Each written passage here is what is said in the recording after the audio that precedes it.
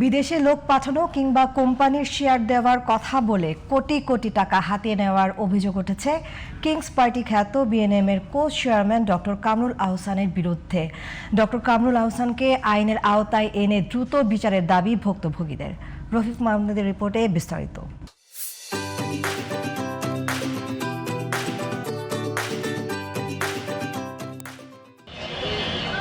দ্বাদশ জাতীয় সংসদ নির্বাচনের আগে কিংস পার্টি হিসেবে আবির্ভূত হয় বাংলাদেশ জাতীয়তাবাদী আন্দোলন বিএনএম। 2023 সালের 10 আগস্ট নির্বাচন কমিশনে আনুষ্ঠানিকভাবে নিবন্ধিত হয় দলটি। হাসিনার অবৈধ নির্বাচনকে বৈধতা দিতে তৈরি হওয়া প্রথম কিংস পার্টি বিএনএম, যার কার্যক্রম চলছিল ক্ষমতা ছেড়ে পালানো আওয়ামী লীগের অর্থে, যাদের দায়িত্ব ছিল বিএনপিকে বিভক্ত করা। তবে সেই মিশনে ব্যর্থ হয় দলটির নেতারা। এখন অনেকটাই নিষ্ক্রিয় এই দলের কার্যক্রম। দলটির নেতৃত্বে অন্যতম ভূমিকা রেখেছিলেন দলটির বর্তমান কো চেয়ারম্যান কামরুল আহসান। তার বিরুদ্ধে উঠেছে প্রতারণা সহ নানা অভিযোগ। বিদেশে লোক পাঠানো কিংবা কোম্পানির শেয়ার দেওয়ার কথা বলে কোটি কোটি টাকা হাতিয়ে নেয়ার অভিযোগ তুলেছেন ভুক্তভোগীরা। এখনও বহাল তবিয়তে কামরুল আহসান। এরই মধ্যে রাজধানীর ক্যান্টনমেন্ট থানায় চাঁদাবাজির একটি মামলাও হয়েছে তার বিরুদ্ধে।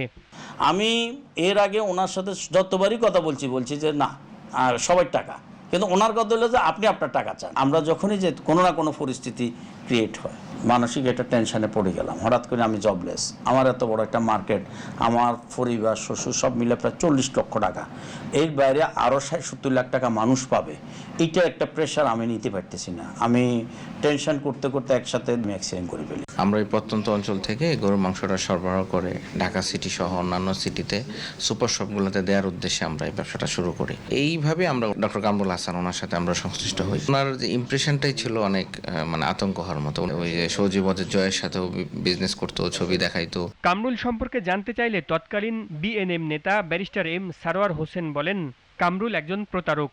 আরেকটা ফ্রড, মানে ফ্রডে যদি ওই শাহজাহান যদি পায় 90, সেভাবে 89। যখন রাতের আধারে যে ইজে করল, সেইটা সে মুখ্য সমন্বয়ক সাথে ছিল। তখন আমাদের যখন সরাই গেছে, আমার জানা মতে ওই যে ওই ইসিবি চত্বরে চাঁদাবাজি করছে, ওখানে একটা মামলা হয়েছে তার। তবে একাধিকবার কল করা হলেও তাকে পাওয়া যায়নি।